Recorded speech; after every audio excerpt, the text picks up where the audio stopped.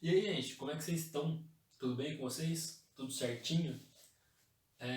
Bom, gente, hoje a aula de hoje vai ser bem mais tranquilinha, na verdade. Vocês devem estar vendo aí, hoje ela é bem mais curta.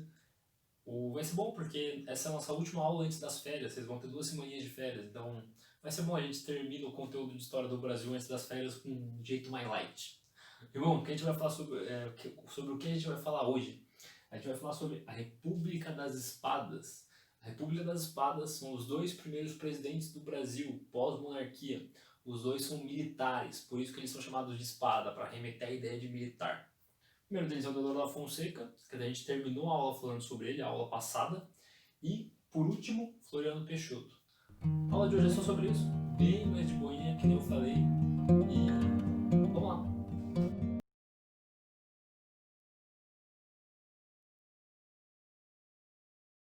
Bom, gente, para começar a aula de hoje, a gente vai falar sobre Deodoro da Fonseca.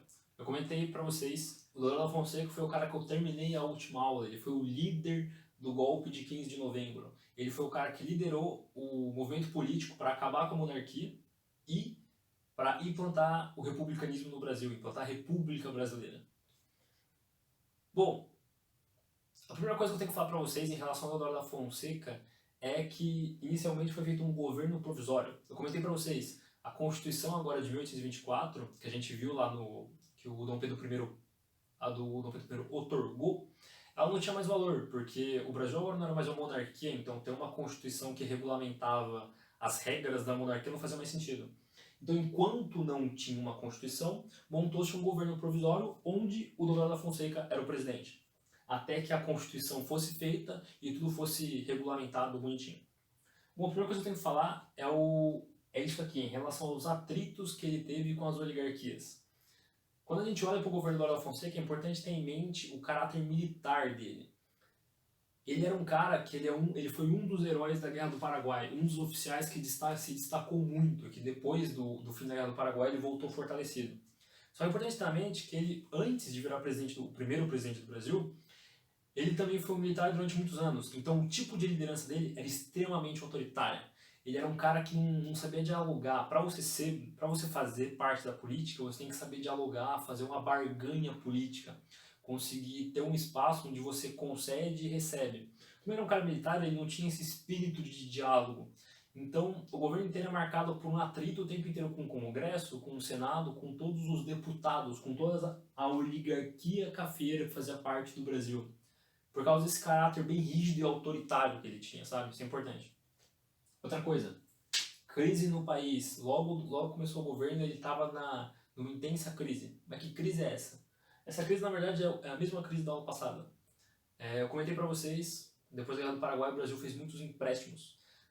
E quando começa a República no Brasil, essa dívida externa ainda existia e ainda era um problema. Então, a estratégia que o Eduardo da Fonseca faz para tentar consertar essa crise é isso aqui, ó. Impressão de dinheiro. Ele imprime mais dinheiro porque ele tinha na mente o seguinte dele. O que ele pensava? Que se ele imprimisse mais dinheiro, se ele deixasse que os bancos imprimissem mais dinheiro e com esse dinheiro impresso a mais, eles concederiam empréstimos, ou seja, a população teria um empréstimo facilitado, as pessoas conseguiriam pegar dinheiro emprestado com mais facilidade. Ele achava que isso aqueceria a economia e as pessoas conseguiriam produzir mais com esse dinheiro emprestado, isso ajudaria na crise. Isso realmente aconteceu momentaneamente, a economia foi aquecida. O problema é que o dinheiro foi inflacionado. Gente, o que é inflação? Eu vou ser muito sucinto e muito raso nesse assunto, porque eu vou voltar a falar sobre inflação na crise inflacionária do Brasil dos anos 80. Então por isso que eu vou ser bem raso em relação a isso, tá? Inflação, muito resumidamente, é como as coisas ficam mais caras durante o tempo. Como a gente pode ver isso na prática? A gente é novo e não consegue ver isso muito bem. Mas o fato é o seguinte, conforme o tempo passa, as coisas ficam mais caras e o dinheiro vale menos.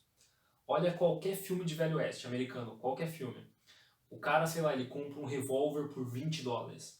Ele caça o bandido lá, gigante, madafoca, super zica, por $50. Não é que o cara tá pagando migalha para comprar alguma coisa ou tá fazendo um puta job quase de graça. Não é isso. A questão é, conforme o tempo foi passando, o dólar, que é uma mesma moeda desde que os Estados Unidos se tornou independente, com o passar do tempo, foi diminuindo o poder de compra do dólar, ou seja, a quantidade de coisa que você conseguia comprar com $1 com o tempo foi diminuindo. Isso é um processo completamente natural da economia. Isso acontece com todas as moedas, todas. Isso é inflação. Como as coisas vão ficando mais caras com o tempo e ao mesmo tempo o dinheiro vai valendo menos. Isso é uma coisa natural. O problema é que quando a inflação ela é exagerada, ela é fora do controle, é garantia absoluta que isso vai gerar uma crise. Isso é horrível para a economia. E bom, a crise do ensinamento foi exatamente isso. Também tem que associar com o surgimento da bolsa de valores e um excesso de especulação que aconteceu, que eu não vou entrar aqui muito no detalhe, porque eu acho que é desnecessário. É uma parada mais de economia que não vem ao caso. O que vocês têm que saber? Isso foi uma crise relacionada à especulação na bolsa de valores que foi criada logo em seguida. Logo que montou a República surgiu a bolsa de valores brasileira, então teve uma especulação exagerada somada a uma inflação gigantesca. O que eu estou dizendo? O Deodoro da Fonseca, na tentativa de consertar a crise, ele só piorou, ele inflacionou o país. Entendeu? Bom, outra coisa, que eu acho que é a coisa mais importante, na verdade, do governo de Deodoro da Fonseca, é a Constituição de 1891. Ela é a segunda Constituição do país, eu comentei para vocês, o Brasil tem 7, essa aqui é a segunda. E, bom, o que ela tem de diferente em relação à primeira, que é de 824, Dom Pedro I? Primeira coisa, e cara, mais importante, que é muito manjado do vestibular pedir. Que eu falei, que eu também falei na última. Uma coisa que sempre perguntam em relação à primeira Constituição é que ela foi outorgada. O que quer dizer? Quer dizer que o Dom Pedro I aprovou ela sem ela ser votada, não teve uma Assembleia Constitucional. Nessa aqui teve, ela foi promulgada. Promulgada quer dizer que ela foi votada e aprovada. A segunda Constituição do Brasil, ela teve um valor muito mais democrático. Os políticos lá falaram, putz, da hora, vamos votar. Entendeu? Isso quer dizer que ela foi promulgada, isso é muito importante. Ou seja, a primeira de 24 foi outorgada e a segunda de 91 foi promulgada. 2 tópicos importantes dela. Primeira coisa, República Federativa. Lembra que eu expliquei o que é federalismo? É quando as províncias, que agora se chamam estados, é só uma curiosidade. Eu sempre ficava chamando de província dessas aulas. Agora as províncias chamam estados, que é como se chama até hoje. Estado de São Paulo, Estado do Rio de Janeiro. Anyway. República Federativa quer dizer que os estados têm muita autonomia, eles criam suas próprias leis, eles têm seu próprio executivo, sua própria polícia. Lembra que eu falei isso? Tem muito a ver com o Partido Liberal, só para ter isso em mente. Segunda coisa, também muito importante, voto universal e masculino. O que isso quer dizer? Na primeira Constituição do Brasil, de 24, eu comentei para vocês, o voto era censitário, queria dizer que você tinha que ter uma renda mínima para poder votar. Agora não mais, todo mundo vota. Todo mundo mal menos. Analfabetos não votavam, menores que 21 não votavam e... tinha mais um. E mulheres não votavam. Ou seja, universal só que não. Mas fato é que mesmo não sendo totalmente universal como é hoje em dia, ele era muito mais democrático que em 24. Em 24 tinha que ter uma renda mínima que era muito alta. Então agora sim a ralé votava, entendeu? E outra coisa também muito importante, voto aberto. Eu não sei se vocês já votaram já, mas quando você vai na urna da eleição, você fica escondidinho lá na cabine. Eles fazem isso para que seja secreto o voto. Ninguém sabe que você votou, só você sabe. Aqui não, o voto era falado. Então as pessoas sabiam. Isso é importante porque é uma coisa que a gente vai voltar na próxima aula. Isso aqui vai gerar o voto, as eleições do cabresto. Segura um pouco esse termo que a gente vai voltar na próxima aula o que foi isso. Na República das Oligarquias isso é muito importante, tá? Tô lá uma segurada. Depois que a Constituição foi promulgada, lembra, foi promulgada, aconteceram as eleições. Era previsto que o Deodoro da Fonseca ele não foi eleito nesse caso, ele foi só provisoriamente posto como presidente. Então agora ia ter eleição para decidir quem que ia ser o presidente do Brasil pós-Constituição, ou seja, ter uma votação interna. A Constituição dizia que a primeira votação ela não seria direta, ou seja, não seriam as pessoas que votariam, ela seria indireta, os políticos que decidiriam. E bom, o Deodoro da Fonseca ele ganha essa primeira eleição. Tem todo um atrito político que é feito em cima, onde ele ameaça diversos políticos para ele garantir essa eleição. Lembra, a primeira eleição foi indireta. Existe toda uma treta política que envolve a eleição dele. O fato é que ele conseguiu essa eleição resultado de uma política bem agressiva. Então todo mundo fica muito bravo com ele, essa é real. Depois que ele é eleito, o descontamento político do Congresso e do Senado era completamente generalizado. Por isso que ele tenta um golpe. logo no primeiro ano de eleição dele, depois que ele é eleito, lembra, a Constituição foi aprovada em 91, em março de 91. Em novembro de 91, ou seja, 8 meses depois de ele ter sido eleito, lembra, ele não tinha sido eleito antes, ele estava provisoriamente, agora ele tinha sido eleito mesmo. Ou seja, 8 meses depois de ser eleito, ele tenta fazer um golpe de Estado. Ele dissolve o Congresso e o Senado e tenta ser a autoridade maior no Estado. Esse golpe dá errado, praticamente todos os setores do país se posicionam contra, como eu comentei, ele não era um cara muito popular politicamente. E apenas só os presidentes de Estado que apoiaram ele. De resto, praticamente todos os setores desaprovaram. E um dos principais foi a Marinha. O que a Marinha faz? Quando ele dá esse golpe de Estado, a Marinha ela fala para o Deodoro Fonseca que se ele não renunciar imediatamente, a Marinha que estava atracada no Rio de Janeiro iria bombardear a capital Rio de Janeiro. Então quando ele vê que a merda é muito iminente, a situação estava muito fora do controle, ele renuncia. Ou seja, depois de 2 anos de governo provisório, mais 8 meses de governo eleito indiretamente, ele renuncia e assume o vice dele, que é o Floriano Peixoto, que é a nossa próxima lousa.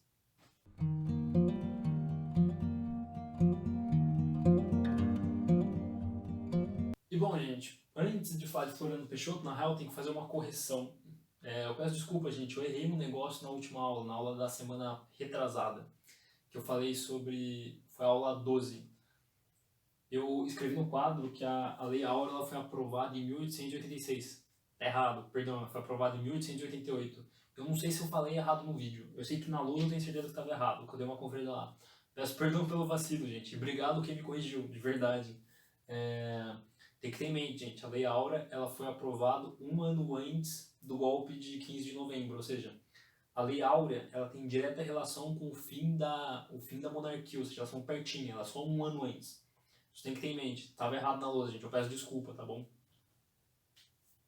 Bom, vamos falar então de Floriano Peixoto. Floriano Peixoto foi o que eu falei para vocês, ele era o vice do Deodoro da Fonseca. Ele era oposição ao Deodoro da Fonseca.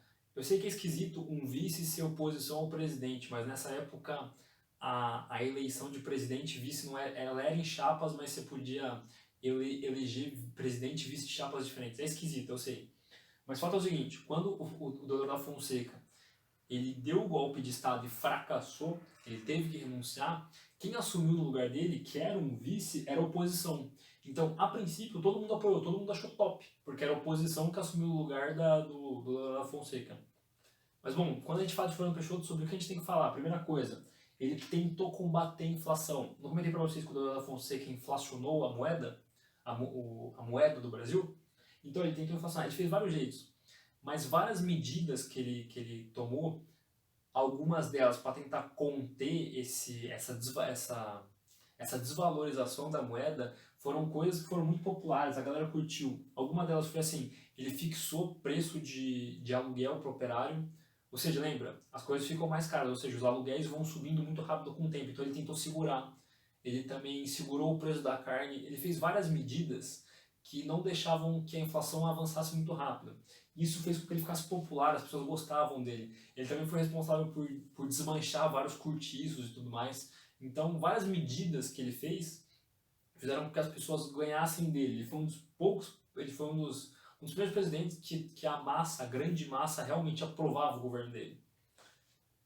Como eu falei, paternalismo. Paternalismo tem uma palavra que vocês vão ver bastante, tanto no vestibular quanto em história, em geografia também.